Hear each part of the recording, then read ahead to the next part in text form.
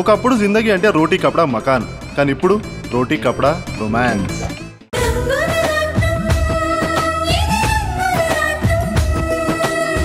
నా వాళ్ళు ఎవరో నాకు తెలిసింది కాబట్టి నాన్న ఫోటో నాకు ఇస్తారేమోనని మిమ్మల్ని అడగడానికొచ్చాను. ఏంటమ్మా అలా అడుగుతావు? నీ తండ్రి ఫోటో నీ దగ్గర ఉండాలని నీకు అనిపించదా? తప్పకుండా ఆ ఫోటో నీకు పంపిస్తాను.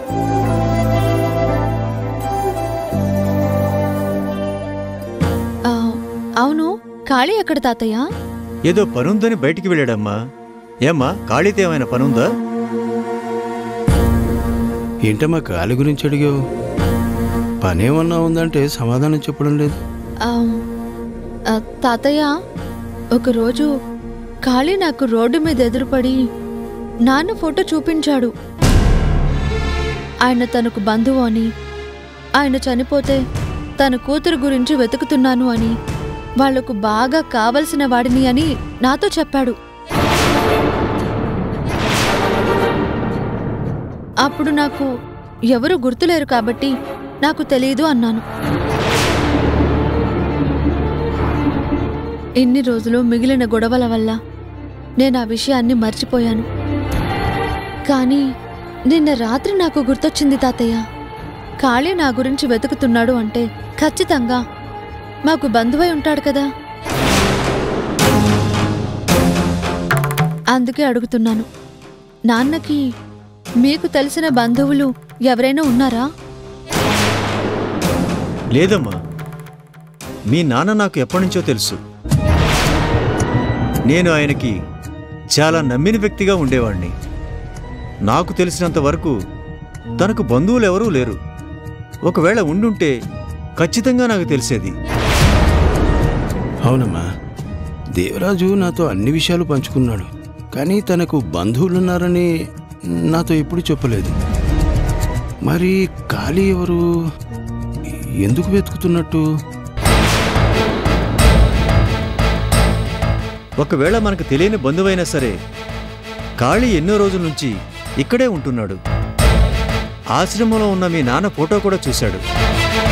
ఆయనకి తద్దినం పెట్టడానికి నువ్వు వచ్చినప్పుడు ఈ మాట మాకైనా చెప్పుండాలి కదా, మరెందుకు చెప్పలేదు? ఏమో, తన నాన్న ఫోటో పట్టుకుని అందరి దగ్గరికి వెళ్తున్నాడు. మరి మీకు ఆ విషయం చెప్పకపోవడం ఏంటి? చాలా ఆశ్చర్యంగా ఉంది. పర్వాలేదమ్మా, ఖాళీ మన దగ్గర పనిచేస్తున్న వ్యక్తి కదా. తను ఎందుకు వెతుకుతున్నాడో, తను ఎలా బంధువు అవుతాడో నేను తెలుసుకుంటాను. దేవరాజుకి కావాల్సిన మనిషి అయితే మనకు కూడా కావాల్సిన వాడే అవుతాడు కదా. నేను దాని గురించి ఎంక్వైరీ చేస్తానమ్మా. నువ్వు ఫ్యాక్టరీకి వెళ్ళిరా. సరే తాతయ్య, వస్తాను. అలాగే వస్తానండి. అలాగేనమ్మా.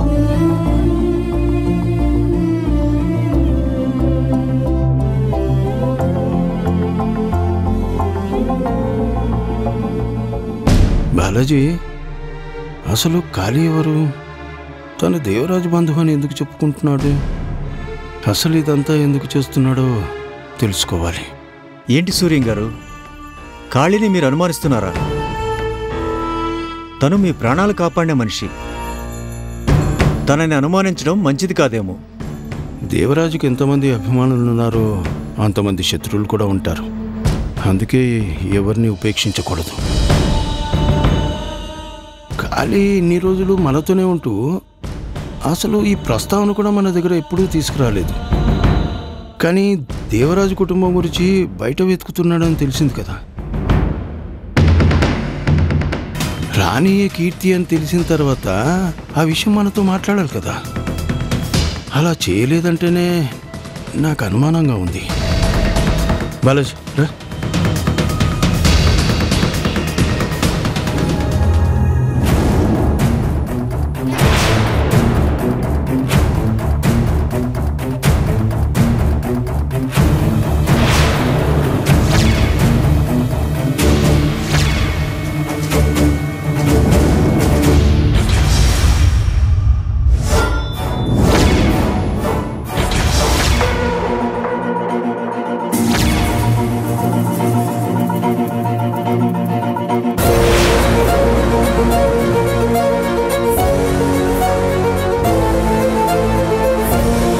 సార్,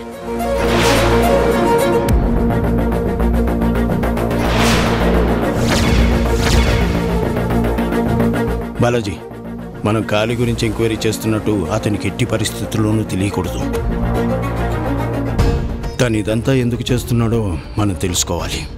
ఒకప్పుడు రాణిగా ఉంది కాబట్టి తనకి ఎవరు శత్రువులు ఉండరు. కానీ ఇప్పుడు రాణి కీర్తి అని తెలిసింది కాబట్టి దేవరాజ్ శత్రువులు ఎవరైనా తన మీద అటాక్ చేయొచ్చు. రాణిని కంటికి రెప్పలా కాపాడుకోవాల్సిన బాధ్యత మన మీద ఉంది. అందుకే కాళీకి సంబంధించిన అన్ని విషయాలు నాకు తెలియాలి. అసలు బంధువులే లేని దేవరాజ్కి కాళీ ఎలా బంధువు అవుతాడు? ఈ బంధుత్వం నాటకం ఎందుకు ఆడుతున్నాడో మొత్తం నాకు తెలియాలి. కాళీ గురించి పూర్తిగా ఎంక్వైరీ చేయి. సరే సార్.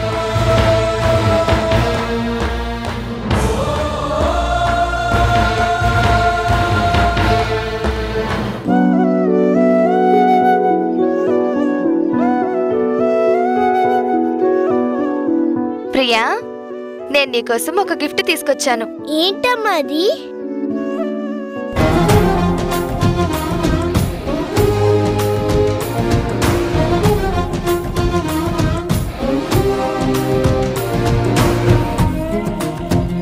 హై, చైన్ చాలా బాగుందమ్మా. ఇది నీ మెడలో ఉంటే ఇంకా బాగుంటుంది.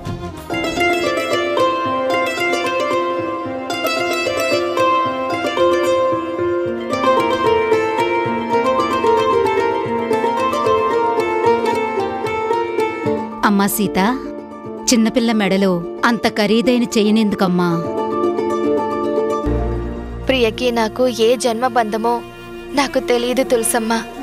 కానీ ప్రియ నన్ను అమ్మా అమ్మా అని పిలిచి ప్రతిసారి ప్రేమానురాగాలు పంచింది. తను నాకు ఎప్పటికీ కూతురులాగే కనబడుతుంది.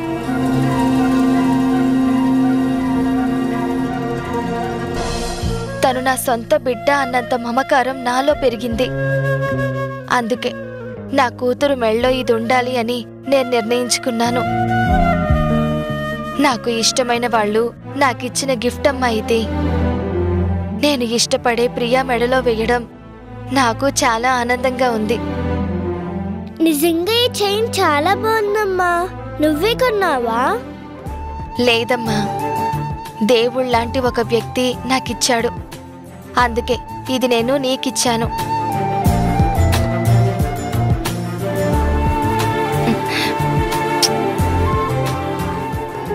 సరే, నాకు హాస్పిటల్కి టైం అయింది. నేను సాయంత్రం వస్తాను. తులసమ్మ నిన్ను స్కూల్కి తీసుకెళ్తుంది. వెళ్ళిరా, సరేనా?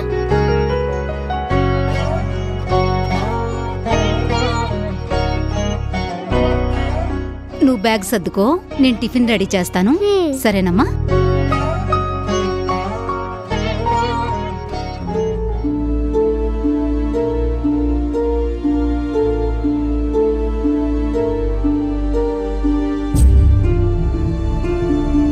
హాయ్ కళ్యాణ్ గారు. హాయ్ సమంత, కూర్చో.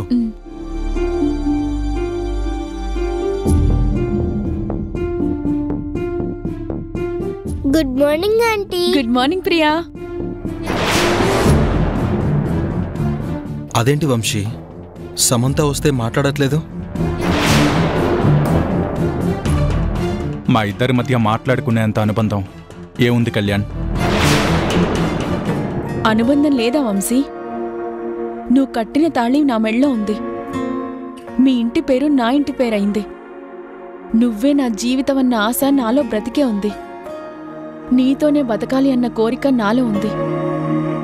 నీ మీద వెలకట్టలేనంత ప్రేమ నాలో ఉంది. ఇవన్నీ నాకే ఉన్నాయి. మరి నా మీద నీకు కొంచెం కూడా అభిమానం లేదా? నన్ను పలకరించాలని, నాతో మాట్లాడాలని, నేను ఎలా ఉన్నానో తెలుసుకోవాలని నీకు అనిపించడం లేదా? పదే పదే ఎందుకు అడుగుతున్నావు? నా నిర్ణయం ఏంటో నీకెప్పుడో చెప్పాను. ఇప్పటికీ అదే నిర్ణయానికి కట్టుబడి ఉన్నాను. తప్పు వంశీ, నిర్ణయాలు మారుతూ ఉంటాయి, మార్చుకోవాలి కూడా. ఎవరికోసమో దేనికోసమో ఒక నిర్ణయం తీసుకున్నా సరే జీవితం నాశనం అయిపోతుంటే ఆ నిర్ణయాన్ని కట్టుబడి ఉండకూడదు. ఆ నిర్ణయం ఖచ్చితంగా తప్పే అవుతుంది. అప్పుడు మార్చుకుని తీరాలి. నువ్వు కూడా మార్చుకుంటావు. కళ్యాణ్ గారు చెప్పిన మాటలు అర్థమయ్యాయి కదా. తప్పకుండా నువ్వు మారుతావు. నా జీవితానికి కూడా మంచి రోజులొస్తాయి. నువ్వు నా కోసం వచ్చే రోజు ఒకటి వస్తుంది. గుర్తుపెట్టుకోవాల్సిన నిజమైన ప్రేమని ఎవ్వరూ దూరం చేయలేరని నువ్వే ఎన్నోసార్లు చెప్పావు. నీ మీద నాకు ఎంత ప్రేముందో నాకే తెలుసు. ఆ ప్రేమ మనిద్దరినీ విడదీయదన్న నమ్మకం నాకుంది. ఆ నమ్మకం నిజమయ్యే రోజు కూడా ఎంతో దూరంలో లేదు. ప్రియా, నీకోసం chocolate. Thank you aunty. Priya, మీ అమ్మ ఎక్కడా? ఇప్పుడే హాస్పిటల్కి వెళ్ళిందంటీ. ఇదిగో ఈరోజు నాకు ఈ గిఫ్ట్ ఇచ్చి మరీ వెళ్ళిందంటీ. చైన్ బాగుందా?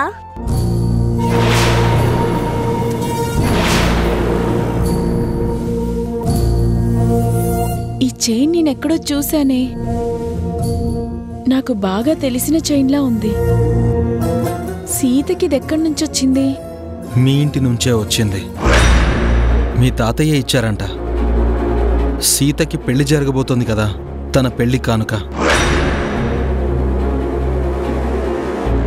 ఆయన ఎంతో అభిమానించే బంగారం ఇచ్చారు. నీకు తెలీదా ఆ విషయం? నిజమే, ఇది మా ఇంట్లో చూసిందే.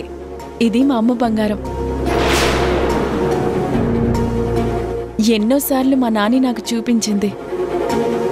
మా నానికి మా అమ్మంటే చాలా ఇష్టం కదా, అందుకే తన కోసం చేయించి పెట్టామని నాతో ఎప్పుడు చెప్తూ ఉండేది. అది మా తాతి సీతకిచ్చారా? ఎంతైనా మా తాతిది గొప్ప మనసు.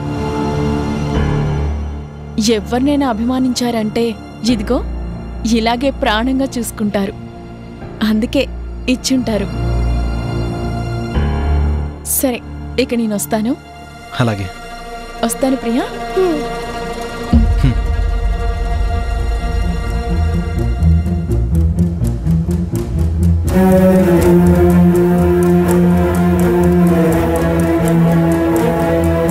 తాతి, మా అమ్మ నగలు నువ్వు వర్షకిచ్చావా? నా చెల్లెలికి దక్కాల్సిన సంపదని ఈ దిక్కుమాలిన దానికిచ్చావా? నాకు నచ్చలేదు తాతి. నీ నిర్ణయం నాకు నచ్చలేదు.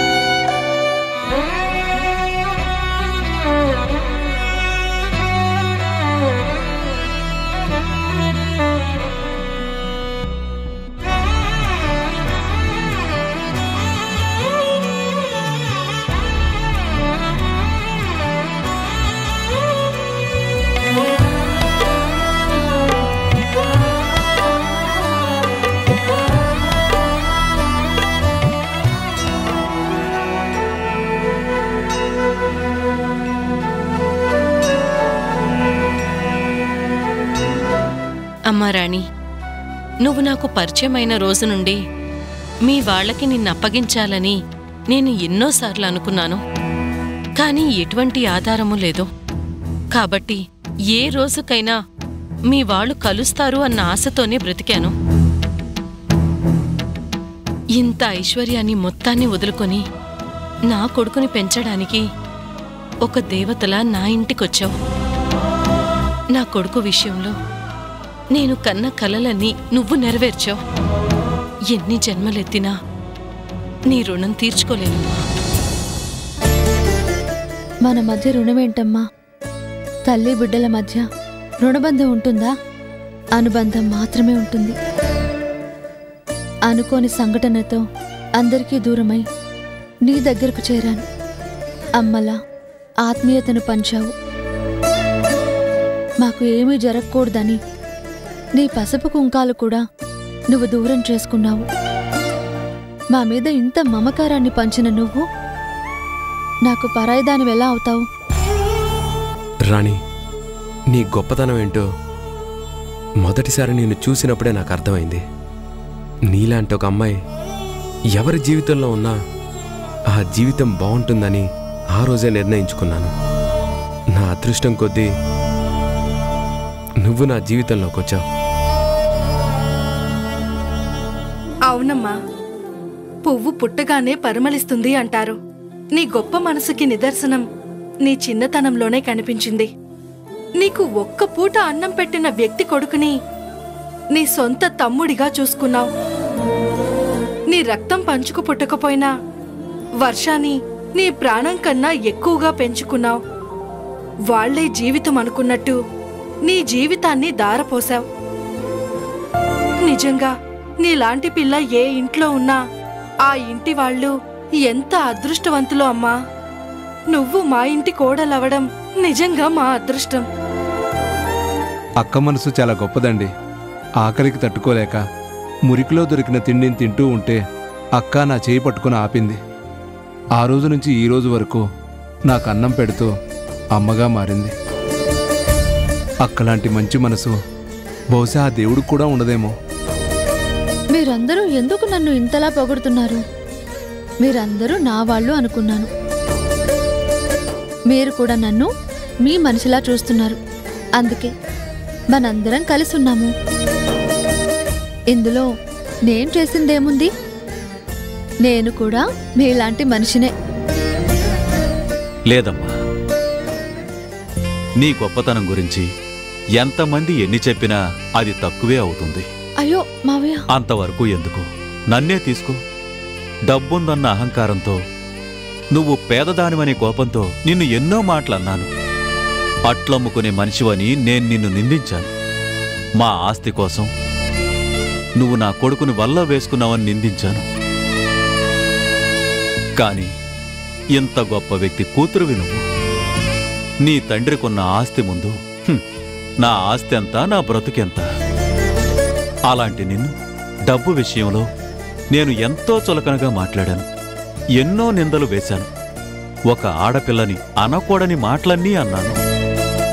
కాని ఈరోజు శిఖరం అంత ఎత్తుకెదిగిన నీ ముందు నిలబడి తల ఎత్తుకుని చూడాలన్నా నాకు చాలా సిగ్గుగా ఉందమ్మా. క్షమించు అనే ఒక పదంతో నేను చేసిన తప్పులన్నీ క్షమాపణకు అర్హతలు పొందుతాయంటే నేను నమ్మనమ్మా.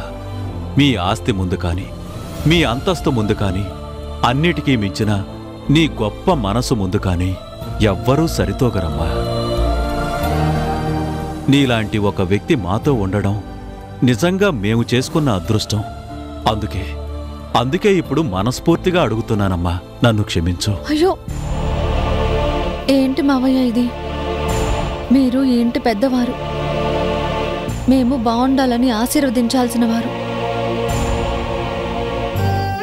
జరిగిన గతాన్ని గుర్తుపెట్టుకుంటే బాధ మాత్రమే మిగులుతుంది. కానీ ఇప్పుడు మనందరి మధ్య ఆనందం మాత్రమే ఉండాలి. నా కోసం మీరందరూ ఉన్నారు. నా తల్లిదండ్రులు వీళ్ళు అని ఇన్నాళ్లకి తెలిసింది. నన్ను ఎంతగానో ప్రేమించే తాతయ్య వాళ్ళున్నారు. అభిమానించే మీరందరూ ఉన్నారు. ఇంతకన్నా ఐశ్వర్యం ఏం కావాలి? ఇక డబ్బంటారా? ఈ రోజు ఒకరి దగ్గరుంటుంది, రేపు ఇంకొకరి దగ్గరికి వెళ్ళిపోతుంది. ధనం ఎప్పుడూ శాశ్వతం కాదు మామయ్య. మన అనుకున్న జనమే శాశ్వతంగా ఉంటారు. కష్టంలో ఉన్నప్పుడు నేనున్నాను అంటూ సహాయం చేసేవాళ్ళు, మనం నవ్వుతూ ఉన్నప్పుడు మన సంతోషాన్ని పంచుకునేవాళ్ళు నలుగురుండాలి. నేను వాళ్ల గురించి ఆలోచిస్తానే కాని ఆస్తుల గురించి ఎప్పుడూ ఆలోచించను. మళ్ళీ ఇంకెప్పుడు మీరు నా విషయంలో తప్పుగా మాట్లాడారు అని అనుకోవద్దు. మరిచిపోయిన గతాన్ని తలుచుకోవద్దు.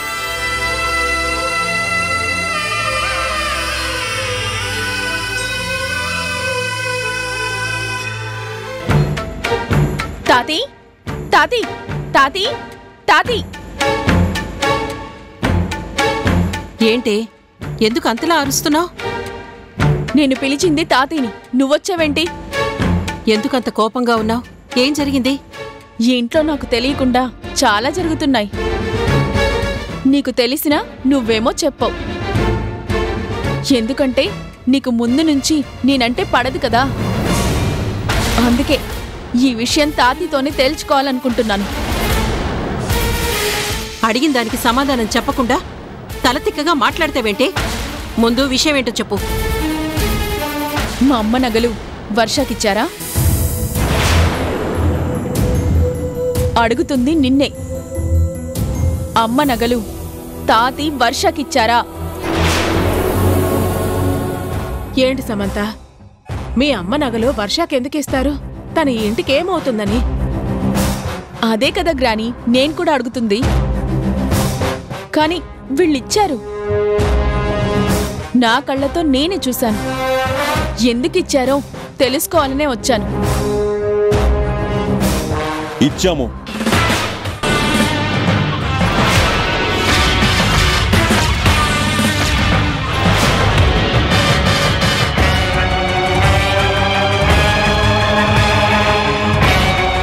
వర్షకి నేనే ఇచ్చాను. అయితే ఏంటి? ఏంటి తాతి, వర్షకి మా అమ్మ నగలు ఇవ్వడం ఏంటి? నా తల్లి సంపద నా సొంతమవుతుంది, నా చెల్లి సొంతమవుతుంది, నా ఇంటి మనుషులకి చెందుతుంది. కాని ఈ ఇంటితో ఏ సంబంధం లేకుండా కేవలం వర్ష అనే ఒకే ఒక్క పేరున్న మనిషికి మీరెలా ఇస్తారు? ఏంటి మీ తాతయ్యని నిలదీస్తున్నావా? ఆ నగలు చేయించింది ఆయన, సీతకిచ్చింది కూడా ఆయనే. ఏ రోజు నా కొడుకు కోడలు కూడా ఆయన ముందు ఇలా మాట్లాడలేదు. ఆయన్ని ఎదిరించి ఒక్క మాట కూడా మాట్లాడలేదు. అలాంటిది ఆయన ముందు నువ్విలా మాట్లాడితే నేను ఊరుకోను. ఇప్పుడు నువ్విచ్చిన నగలు నా చెల్లెలు వర్షకి సంబంధించినవి. ఏదో ఒక రోజు తనిక్కడికి వస్తుంది కదా, అప్పుడు తనకి నువ్వేమిస్తావు? దానికి సమాధానం చెప్పు. నేను నీ చెల్లికే ఇచ్చాను.